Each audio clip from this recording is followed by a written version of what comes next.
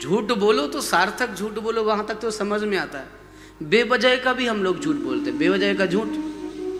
जैसे फोन किया, कहाँ हो? बोले बस निकल गए हैं, घर पे बैठा हुआ है।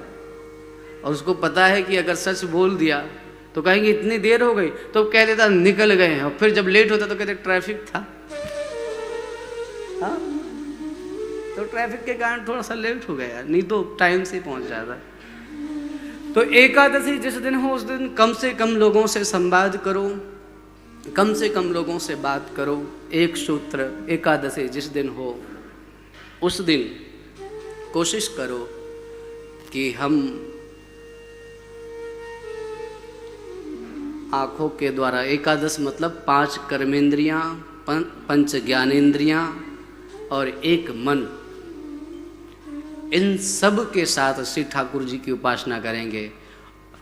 और एकादश इंद्रियों के द्वारा श्री ठाकुर जी की उपासना करने का अर्थ है कि नैनों से श्री ठाकुर जी की मूर्ति को देखेंगे, नैनों से श्री ठाकुर जी के श्री विग्रह को देखेंगे, कानों से उनकी ही कीर्ति सुनेंगे, हाथों से उनकी सेवा करेंगे, मुख से उनके ही गीत गाएंगे, पगों से उनके धाम की यात्रा करेंगे और स्वाद के लिए तुलसी की गंध लेंगे, सुगंध लेंगे उस दिन।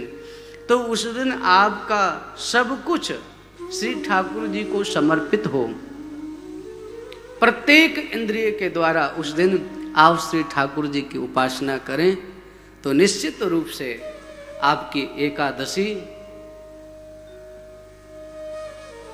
किसी उत्सव से कम नहीं होगी। ऐसे एकादशी का व्रत करें। एक और सूत्र मैं दूंगा कि जिस दिन एकादशी हो उस दिन अगर संभव हो सके तो यदि आप एकादशी का व्रत करते हैं और कुछ ऐसे लोग हैं जो एकादशी का व्रत तो करते हैं पर उपवास का, फलाहार का सामान जो है नहीं जुटा पाते हैं, तो आप कोशिश करिए ऐसे किसी एक व्यक्ति को एकादशी के दिन हम फलाहार कराएंगे, आपकी प्रत्येक एकादशी सफल होगी।